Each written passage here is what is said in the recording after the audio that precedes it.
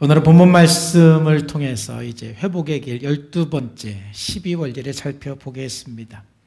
사실 1단계부터 12단계까지 12주 동안 설교 준비하면서 제가 특별히 많이 신경을 썼고 참 많은 에너지를 쏟아 부었습니다. 그래서 오늘 마지막 시간이어서 굉장히 제 마음이 기쁘기도 합니다. 회복의 길 12원리는 자신의 변화된 삶을 다른 사람과 나누는 것입니다. 다 같이 한번 읽어보겠습니다. 시작. 나는 죄에 대해 자유롭게 되고 회복된 삶을 다른 사람에게 전한다. 자, 12원리는 내가 쓴뿌리와 죄에 대해서 자유롭게 된 것, 그리고 회복된 삶을 다른 사람에게 전하는 것, 다른 사람과 나누는 것입니다. 사실 이것은 예수님의 제자로서의 삶에서 가장 중요한 내용이라고 할 수가 있습니다. 여러분, 교회 존재의 목적은 영혼을 구원해서 제자 삼는 것입니다. 오늘 읽은 마태복음 28장 19절 20절 말씀에 보면은 예수님께서 교회에 주신 대명령인데, 여기에 보면은 우리나라 성경에는 4가지의 명령이 나오는 것 같습니다. 가라, 제자를 삼아라, 또 침례를 주어라, 또 가르쳐 지키게 하라. 이 4가지의 동사가 나오는데, 사실 헬라어에는 이 명령은 하나이고 3가지는 분사입니다. 여기서 본동사 명령은 제자 삼아라입니다. 나머지는 그것을 수식하는 분사입니다. 가서 제자를 삼아라, 침례를 주어서 제자를 삼아라, 가르쳐 지키게 해서 제자를 삼아라, 이 뜻이죠. 그렇기 때문에 교회의 사명, 또 교회가 해야 되는 가장 중요한 것은 영혼을 구원해서 제자 삼는 것입니다. 그러므로 교회는 무엇보다도 때를 얻든지 못 얻든지 복음을 전해야 됩니다. 교회가 전도하지 않으면 참된 교회라고 할 수가 없습니다. 그리고 두 번째, 교회는 제자가 되고 제자 삼는 일에 집중해야 합니다. 그럼 우리가 어떻게 이런 제자의 삶을 살 수가 있겠습니까? 늘 전도를 하고 우리가 제자를 될 수 있는 방법은 바로 나눔을 통해서입니다. 우리의 솔직한 나눔을 통해서 전도할 때 가장 효과적입니다. 그리고 우리가 서로 삶을 나눌 때 서로 성장을 도와줄 수가 있습니다. 그러므로 건강한 교회로서 가장 중요한 것은 변화된 삶을 나누는 이 12원리라고 할 수가 있습니다. 이 건물 중심의 교회의 가장 큰 약점은 진정한 나눔이 부족하다는 것입니다. 한국 교회는 이 건물 중심의 교회가 되어서 교회하면은 제일 먼저 떠오르는 것이 예배당입니다. 그렇기 때문에 우리 교회를 포함해서 이 한국 교회가 이 예배당에서 예배도 많이 하고 또 봉사도 하고 기도도 많이 하고 성경 공부도 열심히 하지만 대부분 변화된 삶을 나누는 것은 많이 부족합니다. 이 성경적인 교회는 크냐 작냐 있지 않습니다. 건강함에 있습니다. 이 건강한 교회의 표지는 여러 가지가 있지만 그 중에 가장 중요한 것은 변화된 삶을 나누는 것이라고 생각합니다. 오늘 한송희 집사님이 간증한 것처럼 교회가 매주 간증이 있고 또 목장 모임마다 서로 회복된 것을 나눌 때 바로 그 교회가 건강한 교회이고 생명체 교회이고 가장 아름다운 교회라고 할 수가 있습니다. 그래서 예수님께서도 서로 교제하고 서로 화답하고 서로 돌아보고 서로 권면하고 서로 위로하라고 말씀하고 있어요. 사도행전 2장 42절에 보니까 너희는 서로 교제하라고 말씀하고 있습니다. 에베소 5장 19절 말씀에 보면은 신령한 노래로 서로 화답하라고 말하고 있습니다. 또 히브리서 10장 24절 말씀에 보면은 피차 권면하고 서로 덕을 세우라고 말씀하고 있습니다. 또 데살로니가서 4장 18절 말씀에 보면은 서로 위로하라고 말씀하고 있습니다. 우리가 서로 나누고 서로 위로하고 서로 권면한 것은 건강한 교회가 해야 될 가장 중요한 요소인 것입니다. 저는 그래서 오늘 12원리 변화된 삶을 나누는 것이 제자의 삶으로 연결해서 여러분과 함께 그 중요성을 나누고자 합니다. 여러분, 그러기 위해서 제자가 무엇인지 잠깐 생각해 보겠습니다.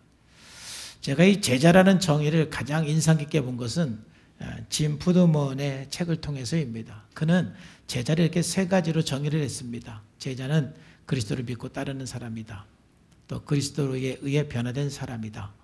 또 그리스도의 사명에 헌신된 사람이다. 이렇게 정의를 하고 있어요. 제가 이 책을 보면서 나는 제자를 어떻게 정의할까 많이 고민하면서 저는 이렇게 세 가지로 정의를 하면서 지금 우리 교회에서 사역을 하고 있고 또 이러한 제자로서 훈련하도록 제가 최선을 다하고 있습니다. 제자란 뭐냐? 제자는 신앙 고백이 분명한 사람이다. 또 예수님의 제자는 하나님의 은혜로 회복되어가는 사람이다. 그리고 예수님의 제자는 세상에 영향을 주고 세상을 변화시키는 사람이다. 이것이 저의 정의인 것입니다. 자, 그러면 오늘 12원리가 이 제자의 정의에 어떠한 의미가 있느냐? 첫 번째는 우리의 변화된 삶을 나누는 것은 최고의 신앙 고백인 것입니다. 여러분, 교회는 신앙 고백 위에 세워지는 것이고 또 그 고백 위에 세워져야만 교회라고 할 수가 있습니다. 마태복음 16장 16절에 베드로가 예수님께 이런 고백을 하지요. 준 그리스도시요 살아계신 하나님의 아들입니다. 라고 신앙 고백을 했어요. 예수님께서는 이 고백을 너무 기뻐하셨습니다. 그리고 18절에 이렇게 예수님께서 말씀했어요. 내가 내게 이르노니 너는 베드로다. 이게 반석이라는 뜻이죠. 그리고 내가 이 반석 위에 베드로 위에 교회를 세우겠다. 이렇게 말씀했어요. 그러면 여기에서 반석 위에 베드로 위에 교회를 세우겠다. 이 말은 바로 16절에 있는 베드로의 신앙 고백 위에 내가 교회를 세우겠다라고 말씀한 거예요. 즉 교회는 신앙 고백 위에 세워지는 거예요. 그러므로 교회가 신앙 고백이 없다라면 큰 교회라고 할 수가 없는 것입니다. 우리는 그리스도인으로서 신앙 고백이 분명해야 합니다. 그러면 여러분들은 예수님의 제자로서 어떻게 신앙 고백을 하고 있습니까? 오늘 우리가 예배를 드릴 때 사도신경을 했지요. 우리는 사도신경을 고백함으로 신앙 고백할 수 있습니다. 또 오늘 우리가 예배 시간에 찬송을 했습니다. 찬송을 부르면서 여러분들은 여러분들의 신앙 고백을 할 수가 있습니다. 또 기도를 통해서 예배의 모든 순서를 통해서 우리는 신앙 고백을 할 수가 있습니다. 다 중요한 신앙 고백입니다. 그런데 아무리 우리가 주님을 찬양하고 기도하고 예배를 많이 드린다 할지라도 진정한 나의 삶의 고백이 없다면, 변화된 간증이 없다라면 그 고백은 그저 입술로 하는 고백이 될 것입니다. 우리가 말로 고백하는 것은 어렵지 않습니다. 정말 어려운 것은 우리의 삶으로, 행동으로 고백하는 것입니다. 여러분들이 사람들에게 아무리 사랑한다, 내가 너를 위해서 희생했다라고 아무리 말을 해도 실제로 내가 그렇게 살지 않고 행동하지 않는다면 여러분들의 말을, 그 고백을 누가 신뢰해 주겠습니까? 예수님께서는 우리가 입술로만 고백하는 위험성에 대해서 이렇게 말씀하고 있습니다. 마태복음 15장 7절 8절 보면은 외식하는 자들아 이사야가 너희에 관하여 잘 예언하였도다. 일러스되 이 백성이 입술로는 나를 공경하되 마음은 내게서 멀다. 그냥 말로는 하나님을 사랑한다고, 하나님을 경외한다고 굉장히 잘한다라는 것입니다. 그런데 삶이 없다라는 거예요. 행동이 없다라는 거예요. 그런 것처럼 우리가 아무리 찬양하고 아무리 입술로 고백한다 할지라도 우리의 변화된 삶에 대한 간증이 없다라면, 그런 고백이 없다라면 우리의 신앙 고백은 그저 입술로 하는 고백이 될 수가 있어요.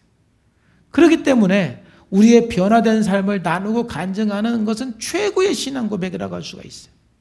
그리스도인은 예수님을 만난 이야기가 분명히 있어야 됩니다. 날마다 예수님을 닮아가는 삶의 이야기가 분명히 있어야 됩니다. 하루하루 우리는 그리스도의 제자로서 삶의 이야기를 만들어 가야 하는 것입니다. 우리가 12단계를 날마다 실천해 나간다면 우리는 수없는 이야기를 만들어 갈 수가 있는 것입니다. 그리고 그것을 나눌 때 그게 진짜 신앙 고백이고, 그리고 그러한 삶의 이야기가 있는 사람이 우리가 찬송도 하고 기도도 하고 또 사도신경을 고백할 때 그 예배가, 그 고백이 진정 내 가슴으로 하는 고백이 되고 뜨거워질 수 있는 것입니다. 그래서 우리가 삶으로 변화된 삶을 나누는 것을 통해서 신앙 고백을 하는 것이 하나님께 영광 돌리는 것이고 하나님께 최고의 기쁨이 되게 하는 것입니다.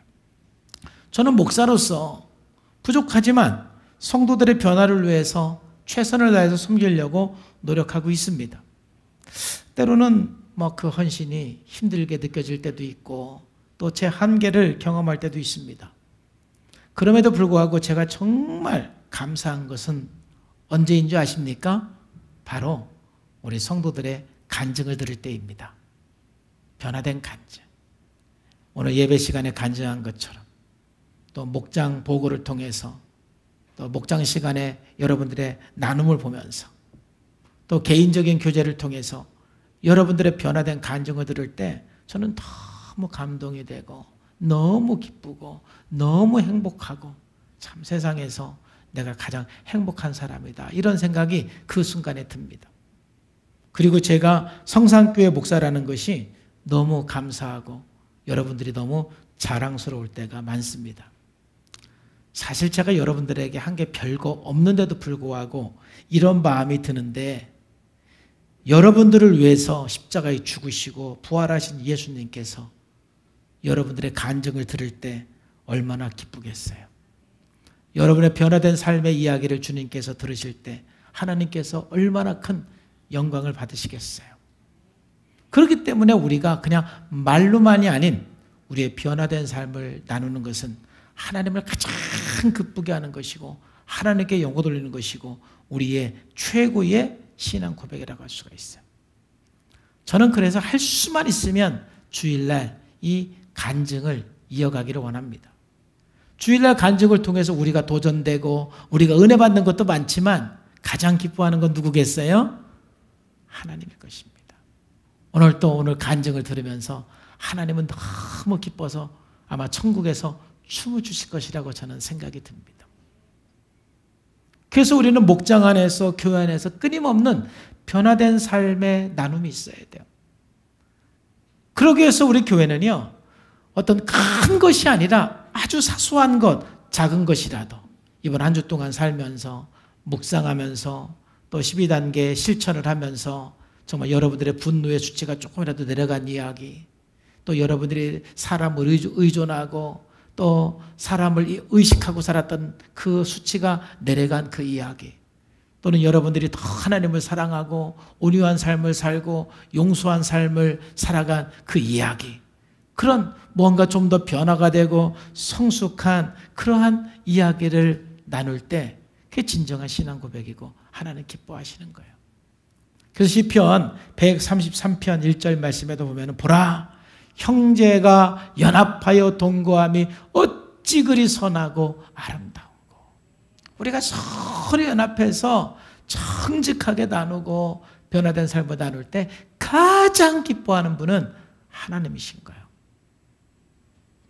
매주 여러분의 변화된 이야기를 만들어서 나누는 목장이 되고 간증이 있는 여러분의 삶, 진정한 신앙 고백이 있는 여러분의 삶이 되기를 주님의 이름으로 축복합니다.